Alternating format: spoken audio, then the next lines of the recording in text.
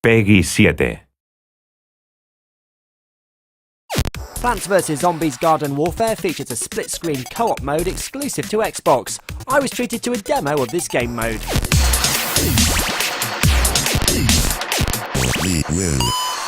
Brian, split-screen co-op is exclusive to Xbox One, and we've got Justin and Gary from the team demoing the game behind us here. Can you just explain what's going on? Absolutely. So they're about to plant their garden, and once that garden is planted, the mode is going to begin. So the point of the co-op mode in Garden Warfare is to pick a garden and defend it against endless waves of zombies. These are customized versions, so the ice pea shooter is one of the customized variants of the pea shooter. He shoots frozen peas as his weapon, so he actually can slow down and freeze zombies when he hits them.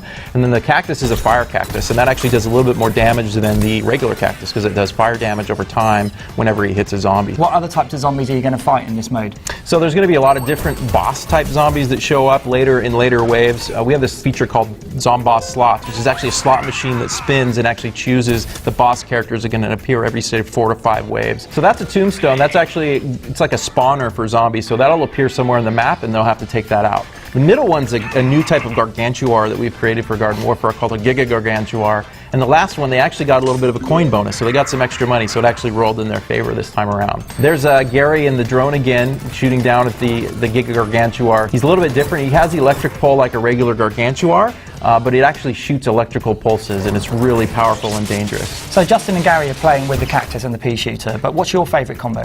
Well, the cactus and pea shooter is a really good offensive combination. I usually like to have at least one sunflower on the team because that's going to help you with healing and so forth. But we have something called boss mode that actually helps sort of offset the lack of a sunflower. Boss mode works on both on smart glass as well as on Kinect using motion control. Okay. So you can use your television basically as the top-down map and use your hand and collect and drag and drop abilities using Kinect. Cool. But we really like to use it as smart glass because it allows somebody sitting next to you to really get involved in the action. When you are in boss mode playing in co-op, you're actually spawned in a flying RV that sort of circles around the battlefield. The fiction is that you're playing as Crazy Dave, helping the plants down below. And so by doing so, you're actually collecting sun, and then you have a number of different abilities that you can use to deploy out to the battlefield. What can you drop onto the battlefield? So one thing you can drop are spotting stations. These will actually spot enemies anywhere that are near the base or your teammates and kind of show them on the HUD as well as on boss mode. We also have heal stations, so this helps to keep your teammate kind of healthy and alive while they're fighting.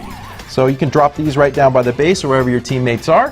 The one that my favorite is actually to call in Airstrikes. And so it's a big cherry bomb strike. You can drag and drop that out into the battlefield, and if you got a cluster of enemies down below, they'll get taken out by big exploding cherry bombs. And then another one that's really handy is the resurrection. So players, if one of your teammates goes down, can be revived within, say, you got about 15 to 20 seconds to get to them and get them back up.